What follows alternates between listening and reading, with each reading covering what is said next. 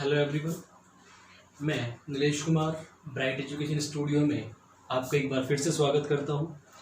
तो बेटा, हमने लास्ट टॉपिक में मल्टीपल फ्यूजन पढ़ा था, जिसमें हमने क्या क्या पढ़ा था। एक तो हमने पढ़ा प्लाज्मोडियम और एक पढ़ा था मैं अमीबा में एंसेस्ट्रेशन एंड द स्पोरुलेशन।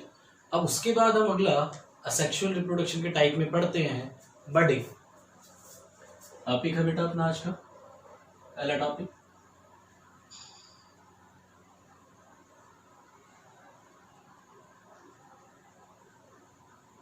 बडिंग या मुकुलन।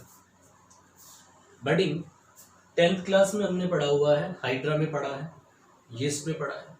तो बडिंग में क्या होता है तो आप समझिए। इसका सबसे पहला एग्जांपल अपन ले लेते हैं यीस्ट। एग्जांपल बेटा यीस्ट। यीस्ट हमको पता है फंजाई किंगडम से बिलोंग करता है और ये एक यूनिसेलुलर फंजाई है। क्या बेटा, ये यूनिसेलुलर फंजाई है। अब यीस्ट में जनरली क्या मिलता है, मुकुलन। अब जैसे कि हमने बना दिया है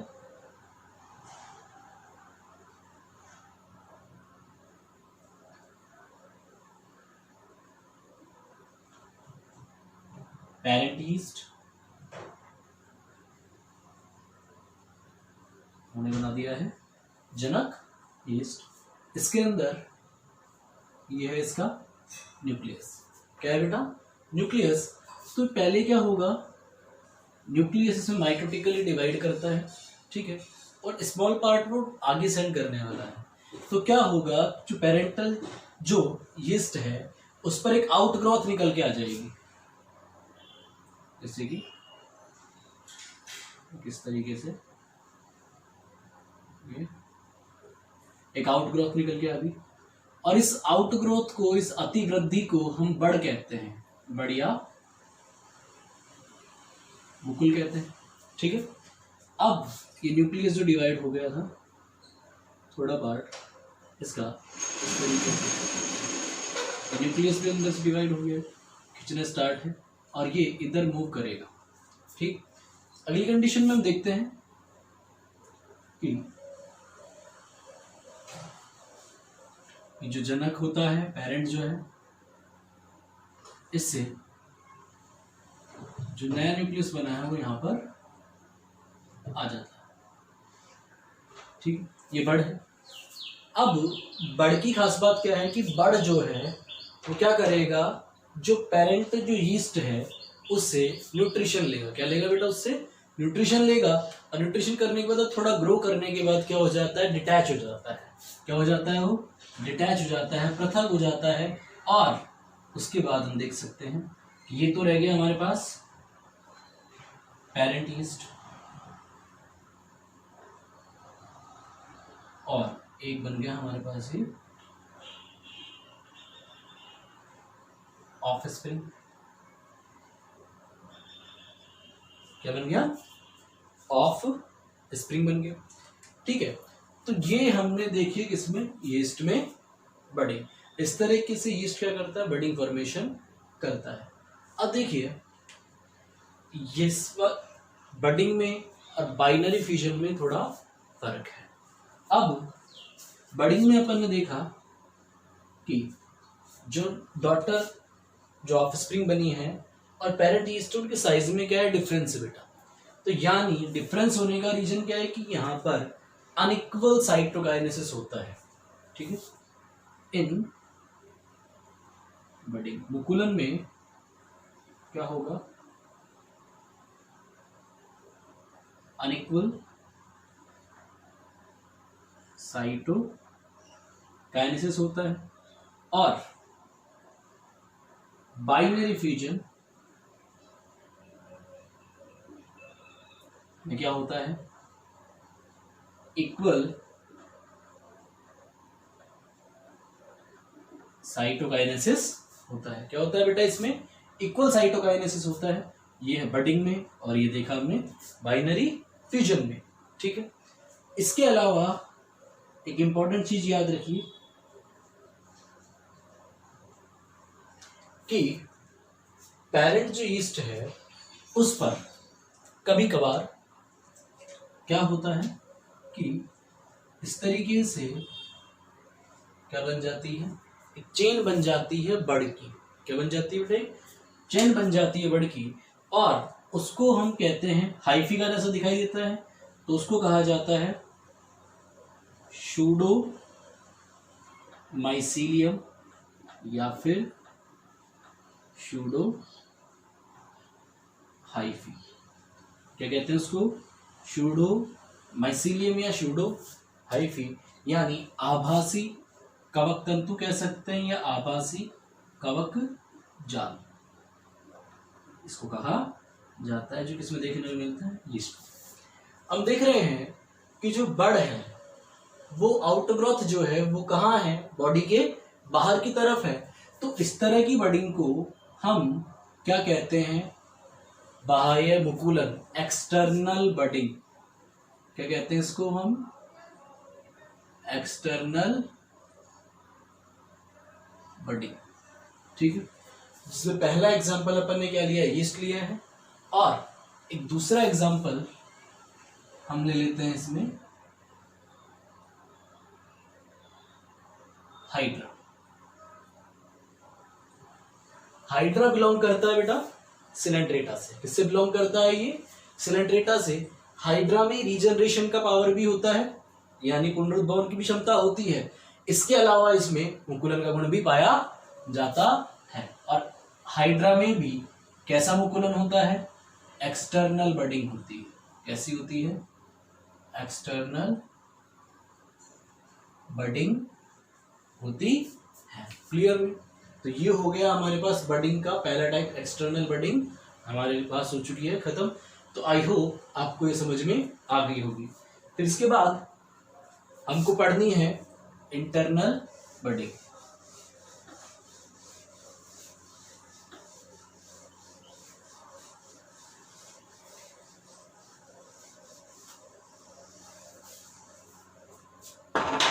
सेकेंड बडिंग में ही हमारे पास है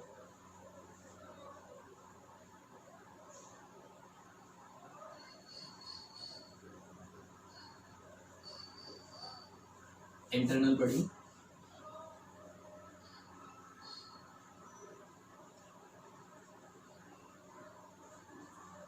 यानी अंतः मुकुल। इंटरनल बडिंग की हम बात करें तो समझिए, इंटरनल बडिंग यानी बड़ जो है वो कहाँ बनेगी? ऑर्गेनिज्म की बॉडी के अंदर, जबकि एक्सटर्नल बडिंग में क्या बन रहा था? बॉडी के बाहर बन रहा था। तो इंटरनल बडिंग आप समझिए, बहुत इजी सा कंसेप्ट है। इसका एग्जांपल है फ्रेश वाटर स्पॉन्ज।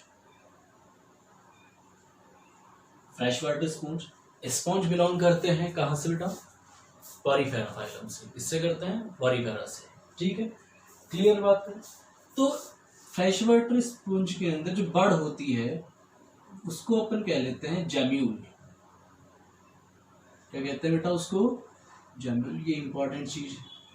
तो समझिए किस तरीके से है कि इंटरनल स्ट्रक्चर हमने देखा,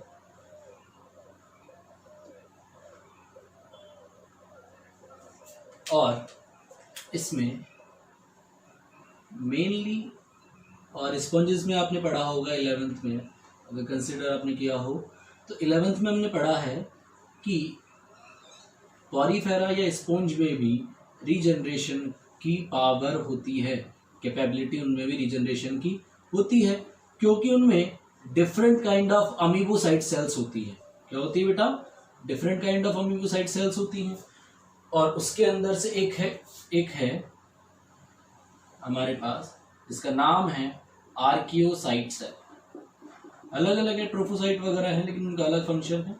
एक सेल है आर्कियोसाइट सेल, जो यहाँ पर एज जैम्यूल वर्क कर रही है।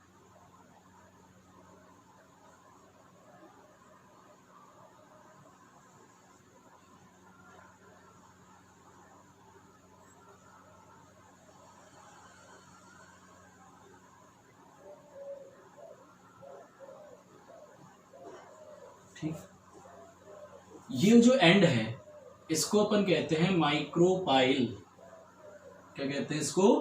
माइक्रोपाइल और जैम्यूल बन गया।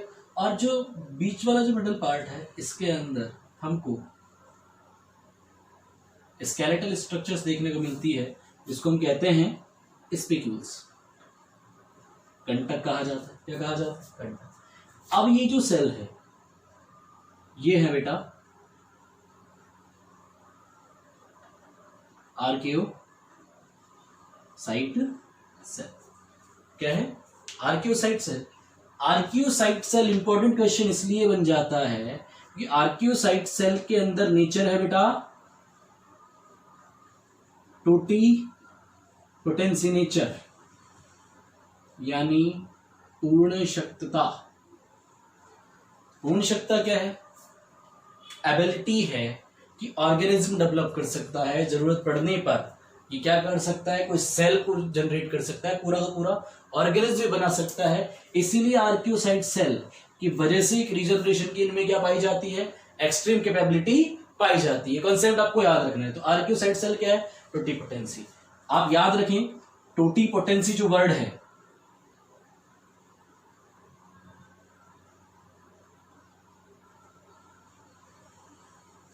वो दिया है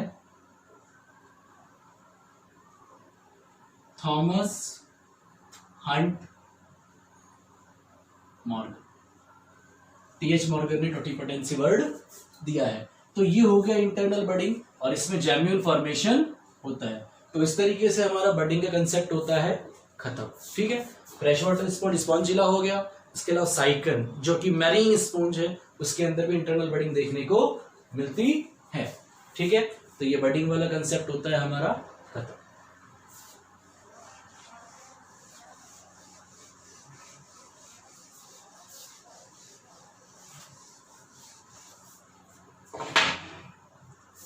अगला कंसेप्ट हमारा स्टार्ट है, वो है फ्रेगमेंटेशन या खंडन। फ्रेगमेंटेशन हम जनरली देखते हैं स्पाइरो गायरा। स्पाइरो गायरा एक एल्गी है। तो स्पाइरो गायरा में क्या होता है, जैसे कि ये ऑर्गेनिज्म बॉडी है,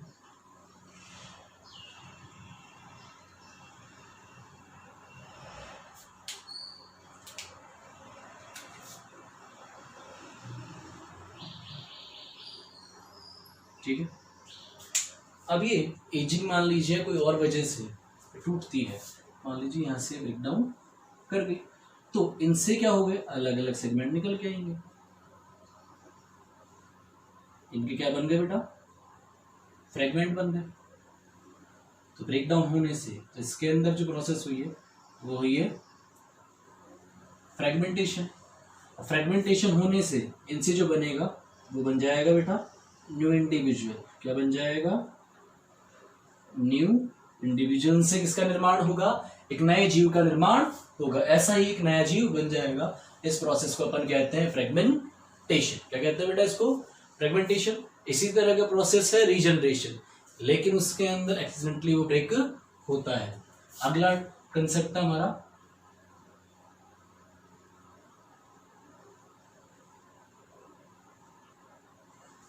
रीजनरेशन, पुनरुद्भवन। ठीक है, पुनरुद्भवन में एग्जाम्पल है प्लेनेरिया एंड दी हाइड्रा। एक एग्जाम्पल है planaria and the hydra. Planaria belong करता है प्लेटी हेल्मिन्थीज से। ठीक है, प्लेनेरिया के बारे में खास बात एक और चीज याद रखिए जो एनिमल किंगडम के लिए भी जरूरी है कि प्लेनेरिया से ही सिफिलाइजेशन का स्टार्ट हुआ है।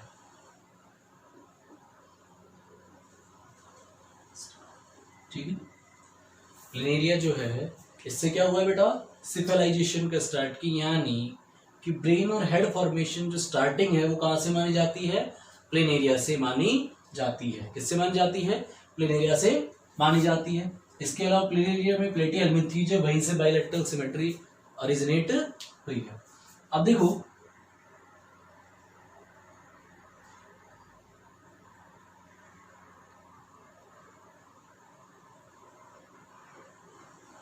अब यहां से मान लीजिए कट हो गया है, ठीक है।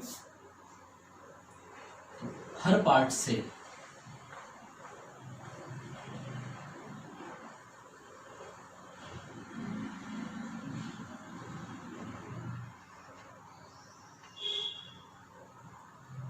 नया ऑर्गेनिज्म डेवलप, क्या बनेगा बेटा उससे, एक नया ऑर्गेनिज्म डेवलप होगा। ये हो गया प्लेनेरिया, ठीक है। प्लेनेरिया में तो खत्म बात। हाइड्रा में भी क्या होता है, डिजनरेशन। हाइड्रा में एक पार्ट होता है हाइपोस्टोम, जो हम एनिमल किंगडम में पढ़ चुके हैं। क्या होता है बेटा, हाइपोस्टोम। अगर हाइड्रा कहीं से कट हो जाता है या टूट जाता है तो रीजनरेशन जो स्टार्ट होगी वो वहां से स्टार्ट होगी जहां से हाइपोस्टोम नजदीक होता है। क्या बेटा, जहां से हाइपोस्टोम नजदीक होता है वहां से वो प्रोसेस स्टार्ट होता है। हाइड्रा में इसके बारे में ट्रम्बले ने बताया था, ठीक है। तो ये रीजनरेशन हो गया। अब रीजनरेशन से रिलेटेड मैं आपको दो इंपॉर्टेंट टर्म बता रहा हूं। क्या है बेटा, रीजनरेशन से रिलेटेड आपको मैं दो टर्म बता रहा हूं। एक तो है मॉर्फोलेक्सिस। क्या है बेटा, मॉर्फोलेक्सिस। मॉर्फोलेक्सिस भी एक रीजनरेशन है जिसके अंदर वॉल बॉडी पार्ट बनता है। क्या बन जाएगी बेटा, संपूर्ण शरीर का निर्माण होता है, पूरा जीव नया बनता है। एक होता है मॉर्फोलेक्सिस में क्या हो गया, जैसे कि यहां से सेगमेंट टूटा और इस सेगमेंट से पूरा जीव बन रहा है, ये क्या हो गया, मॉर्फोलेक्सिस हो गया। और एक है एपीमॉर्फोसिस। क्या है बेटा, एपीमॉर्फोसिस। एपीमॉर्फोसिस के अंदर क्या होता है, लॉस्ट पार्ट का फॉर्मेशन होता है, लॉस्ट पार्ट का निर्माण होता है, टूटे हुए भाग का निर्माण होता है। जैसे कि हम क्या पढ़ते हैं, स्टारफिश पढ़े, ठीक है। उसके अंदर सेम वही प्रोसेस है, मान लो उसकी भुजा कट जाती है, उसका आम कट जाता है तो वो आम उसके अंदर आ जाएगी, वो भुजा उसके अंदर वापस आ जाएगी। इसके अलावा वॉल लिजर्ड जो होती है वो अपनी पूंछ छोड़कर चली जाती है, ठीक है। टूटने के बाद उसकी पूंछ वापस आ जाती है, वो क्या हो गया बेटा, एपीमॉर्फोसिस हो गया। तो मॉर्फोलेक्सिस और एपीमॉर्फोसिस, ये दो टर्म आपके लिए नहीं होगी। इसके अलावा रीजनरेशन को हम क्या कह सकते हैं, रीजनरेशन का दूसरा नाम क्या दिया जा सकता है, नियोजेनेसिस।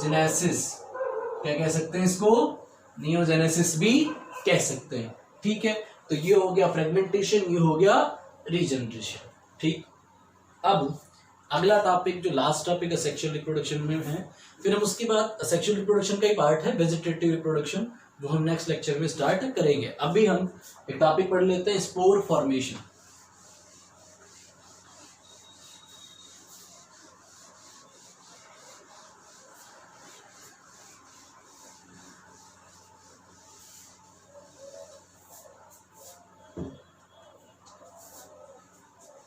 ठीक है, आज टॉपिक जो हम इसमें देख रहे हैं वो है स्पोर फॉर्मेशन।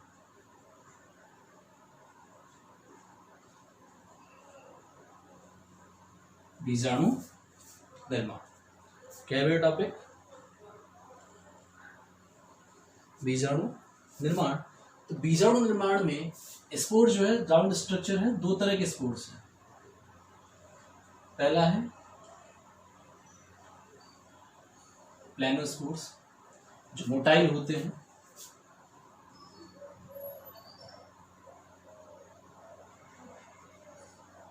दूसरा है एप्लानो जो जनरली क्या है, नॉन मोटाइल है। प्लानोस्पोर क्या हो गया, मोटाइल, ठीक है। तो सबसे पहले अपन पढ़ते हैं प्लानोस्पोर।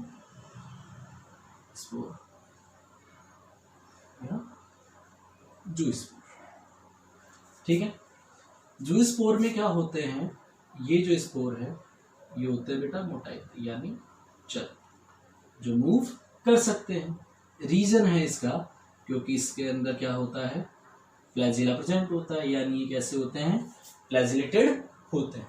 इसके अलावा इनका ऑरिजिन या इसकी उत्पत्ति की बात करें तो इनकी उत्पत्ति होती है बेटा एंडोजीनस, अंतर्जात। क्या होती है उत्पत्ति इसकी, अंतर्जात होती है। तो समझिए कैसे, फॉर एग्जाम्पल है इसका क्लेमाइडोमोनास,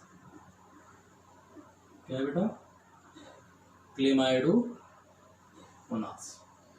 तो अंतर्जात उत्पत्ति कैसे, यानी स्पोर किसी स्ट्रक्चर के अंदर बनते हैं, और स्पोर जिस स्ट्रक्चर के अंदर यानी बीजाणु जिसके अंदर बनते हैं उसको कहते हैं अपन स्पोरेंजियम। क्या कहते हैं बेटा उसको, स्पोरेंजियम। और ऐसे स्पोर्स को अपन कहेंगे स्पोरेंजियो स्पोर। तो यानी क्या होता है, जैसे कि ये स्ट्रक्चर है,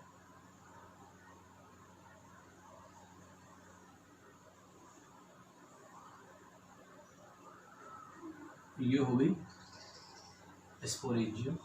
इसमें जो स्पोर्स बन रहे हैं तो इसको अपन कह सकते हैं जू स्पोरेंजियम, यानी चल बीजाणु धन। और जिस पर ये लगे हुए हैं उसको अपन कहते हैं बीजाणुधानी धर, स्पोरेंजियो 4। ये हो गया। इसके अंदर क्या बनेंगे, स्पोर्स बनेंगे जिस पर फ्लैजिला होता है। ठीक है, और जब ये रप्चर हो जाएगी तो इससे क्या निकलते हैं, ये स्पोर्स बाहर निकलते हैं, और इनसे आगे चलकर क्या बनता है, न्यू इंडिविजुअल बनता है, यानी इससे बन जाएगा कोई नया जीव। ठीक है, इस तरह की उत्पत्ति क्या है इसकी, अंतर्जात उत्पत्ति हो गई। ये हो गए प्लेनोस्पोर या मोटाइल स्पोर्स। ठीक है, अब इसके बाद हम दूसरी कैटेगरी के स्पोर्स पढ़ते हैं।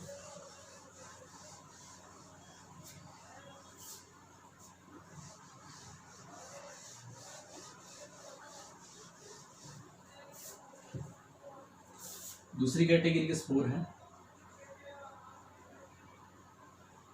Plano spores. क्या है बेटा, planospores, sorry aplanospores. Aplanospores non motile है। कैसे हैं ये, नॉन मोटाइल।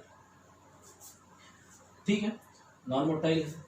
इसके अलावा यानी इसके अंदर क्या नहीं है, फ्लैजिला एब्सेंट है। क्या है बेटा इसमें, फ्लैजिला एब्सेंट है। अब एप्लेनोस्पोर एंडोजीनस भी हैं कुछ, और कुछ कैसे हैं, एक्सोजीनस भी होते हैं। कैसे बेटा, कुछ एंडोजीनस है, कुछ कैसे हैं, एक्सोजीनस है। तो समझिए आप, तो सबसे पहले एग्जाम्पल में लेता हूं इसमें कोनिडिया स्पोर। क्या एग्जाम्पल लिया हमने, कोनिडिया बीजाणु।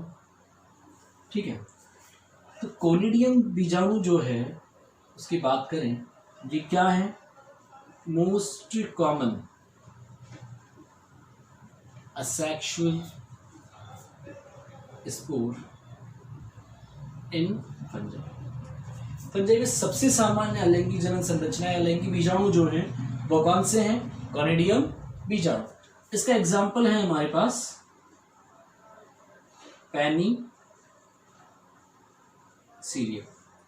पेनिसिलियम जिसको हम वंडर फंजाई कहते हैं, हिस्टोरिकल फंजाई कहते हैं, क्योंकि पेनिसिलियम नोटेटम से ही पहली क्या मिली थी हमको, एंटीबायोटिक मिली थी, पेनिसिलिन मिली थी। और आजकल पेनिसिलियम क्राइसोजीनम का यूज करते हैं क्योंकि उससे ज्यादा अमाउंट में क्या होती है, एंटीबायोटिक हमको मिलती है। तो कोनिडियोस्पोर में क्या होता है, जैसे कि कोई स्ट्रक्चर इस पर ही लग रही है, इसको हम कहते हैं कॉनिडियो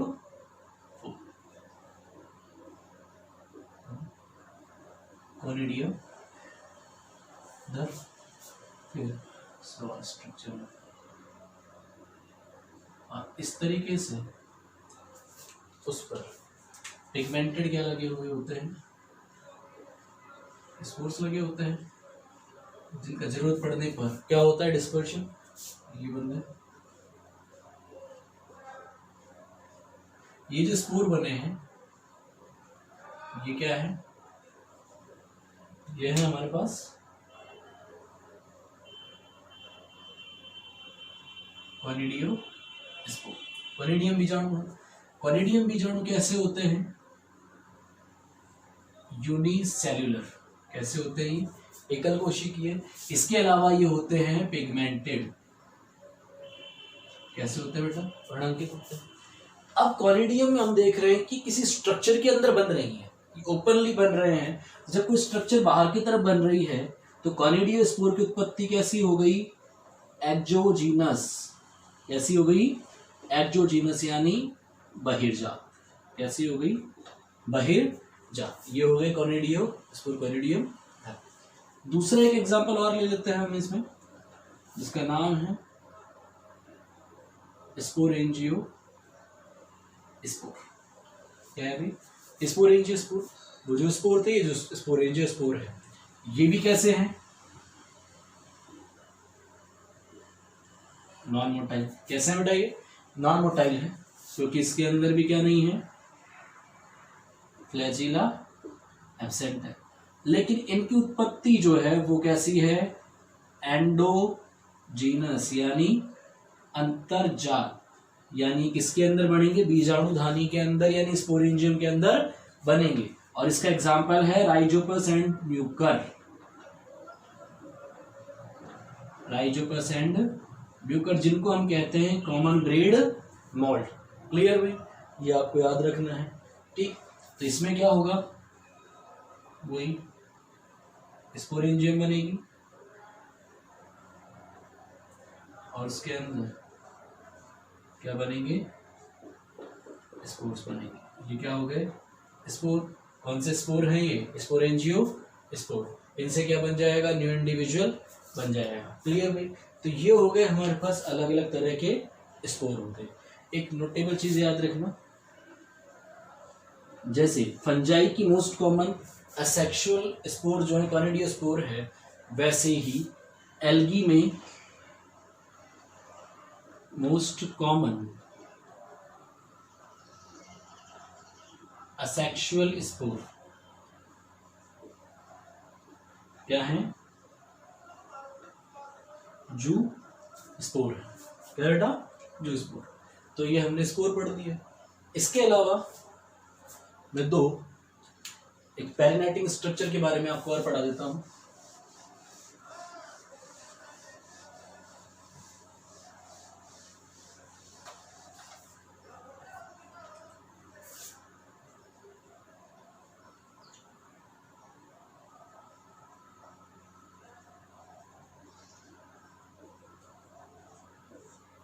पेरिनेटिंग स्ट्रक्चर,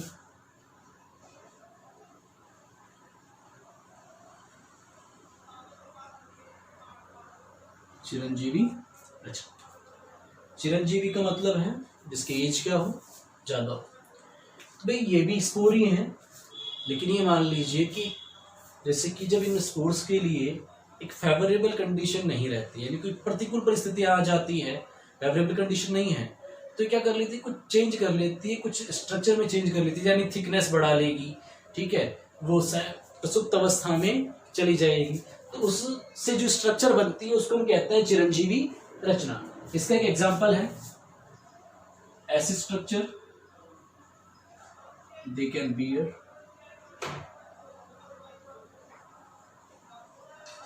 अनफेवरेबल